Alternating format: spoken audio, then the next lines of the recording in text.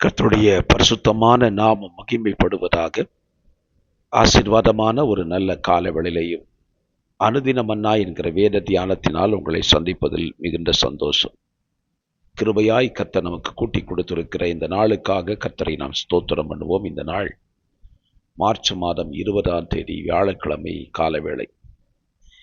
இந்த காலவேளை தியானத்திற்காக லேவியராகமம் 10ஆம் அதிகாரத்தை எடுத்துக்கொள்ளுவோம். இந்த அதிகாரம் 20 வசனங்களை உள்ளடக்கின அதிகாரம். இந்த அதிகாரம் ஆரோனுடைய குடும்பத்தை குறித்து இங்கே சொல்லப்பட்ட ஒரு அதிகாரம்.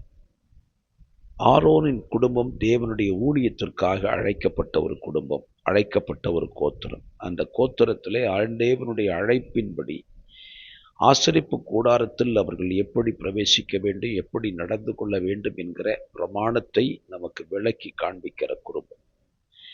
இந்த அதிகாரத்திலே ஆரோனுடைய குமாரர்கள் தேவன் கட்டளையிடாத அந்நிய அக்கினியை எடுத்துக்கொண்டு ஆசரிப்பு கூடாரத்துக்குள்ளே நுழைவதை நாம் இங்கே பார்க்க முடியும்.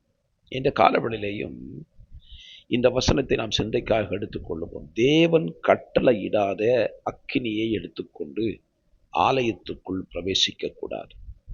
நாதாவும் அபியுவும் தேவன் கட்டளையிடாத அக்கினியை தூப கலசத்திலே போட்டுக்கொண்டு கர்த்தருடைய சந்நிதிக்கு கொண்டு வந்தார்கள். அப்பொழுது கர்த்தருடைய சந்நிதியிலிருந்து அக்கினி புறப்பட்டு அவர்களை பட்சித்து போட்டது. கர்த்தருடைய சமூகத்தில் செத்தார்கள்.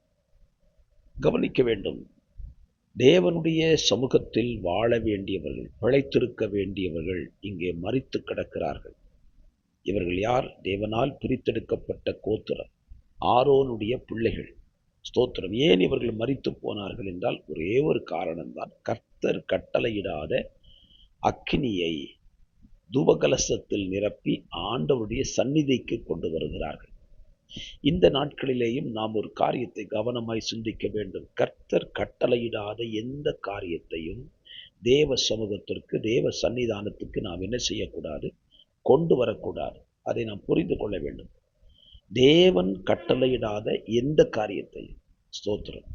காரணம், பைபிளில் வசனம் இருக்குது, கர்த்தர் கட்டளையிட்ட கற்பனைகளின்படி நியாயங்களின்படி நடந்தவர்களாக இருந்தார்கள். ஸ்தோத்திரம். சகரியாவின் குடும்பம் இப்படி இருந்துச்சு. ஸ்தோத்திரம். ஆகவே இந்த காலவெளியில் நான் உங்களை பார்த்து சொல்லுவேன், தேவன் கட்டளையிடாத யாதொன்றையும் தேவ சமூகத்திற்கு நீங்கள் கொண்டு வர வேண்டாம். இன்றைக்கும் பாருங்கள், தேவ சன்னிதானத்திலே தேவன் விரும்பத்தகாத எத்தனையோ காரியங்களை இன்றைக்கு உள்ள இளம் தலைமுறைகள் செய்து கொண்டிருக்கிறதை நம்மை பார்க்க முடிகிறது. ஆல்டர்ல ஏறி இஷ்டத்துக்கு ஆடுகிறது, குதிக்கிறது. ஸ்தோத்திரம். இது தப்பு இல்லை, அது தப்பு இல்லைன்னு சொல்லிக்கிட்டே இருக்கிறது.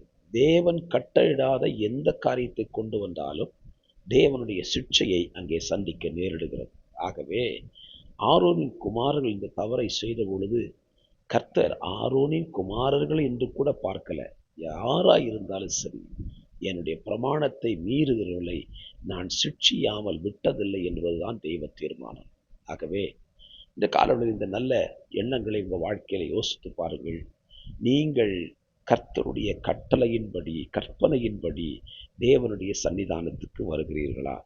ஸ்தோத்திரம். ஆண்டவர் மோசையை கொண்டு சொல்லுகிறார் பாருங்க, 9ஆம் வசனத்தில், நீயும் உன்னோடு கூட உன் குமாரரும் சாகாதிருக்க வேண்டுமானால் ஆசரிப்பு கூடாரத்துக்குள் பிரவேசிக்கிற போது திராட்சரசத்தையும் மதுவையும் குடிக்க வேண்டாம், தவறான பானங்களை எடுத்துக்கொள்ள வேண்டாம். பரிசுத்தம் உள்ளதற்கும் பரிசுத்தம் இல்லாததற்கும், தீட்டுள்ளதற்கும் தீட்டில்லாததற்கும் வித்தியாசம் பண்ணும்படிக்கு கர்த்தர் இந்த நித்திய கட்டளையை ஆரோனின் குடும்பத்தாருக்கு சொல்லுகிறார். ஆகவே என்னை கேட்கிற கர்த்தருடைய பிள்ளைகளே, நமக்கு ஒரு நித்திய கட்டளை இருக்கிறது. தேவாலயத்துக்கு இப்படித்தான் வர வேண்டும், தேவாலயத்தில் இப்படித்தான் நடந்து கொள்ள வேண்டும். பவுல் சொல்லுகிறார், தேவனுடைய வீட்டில் நடந்து கொள்ள வேண்டிய விதத்தை உனக்கு போதித்திருக்கிற இந்த தீமோத்தேயுவை சொல்லுகிறார். தேவ சமூகத்துக்கு வரும்பொழுது இப்படித்தான் வர வேண்டும், தேவனை இப்படித்தான் ஆராதிக்க வேண்டும். பிரமாணம் இருக்கு. பிரமாணம் இல்லாமல் தேவன் நம்மை அழைக்கும்.